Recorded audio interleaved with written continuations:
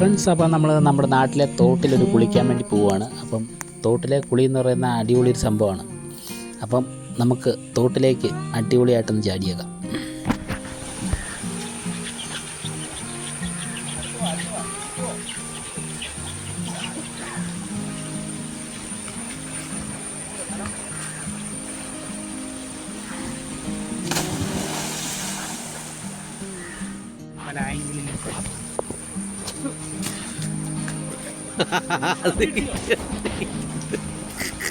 ഇല്ല നിൽക്കൂ.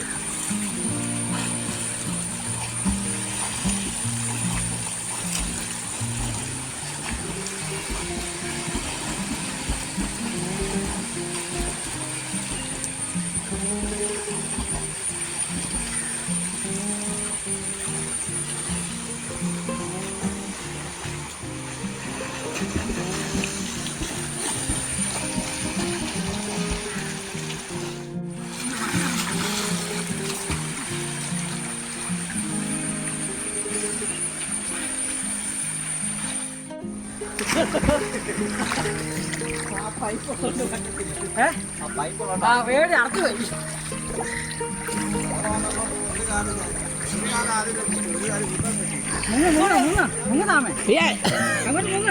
അങ്ങനെ മുങ്ങാൻ പറ്റില്ല, ഫോണ് തട്ടിപ്പോ. അല്ലല്ല അല്ലേ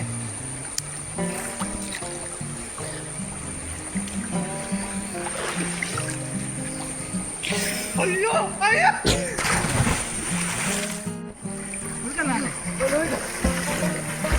അടിയോട് കൊടു കേട്ടോ. അടിയോടൊക്കെ മേലെ എനിക്ക് കാലം മൊത്തം തരാണോ?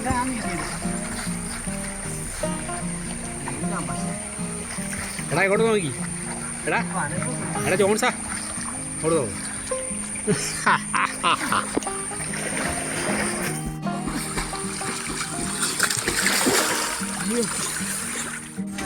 അപ്പോൾ ഏകദേശം 1/4 മണിക്കൂർ നമ്മൾ വെള്ളത്തിൽ കിടന്ന് ചാടി അടിപൊളിയായിട്ട് ഇന്നിപ്പോൾ തിരിച്ചു പോവുകയാണ്. ഓട്ടോയ്ക്ക് തന്നെയാണ് വന്നത്, ഓട്ടോയ്ക്ക് തന്നെ തിരിച്ചു പോകണം.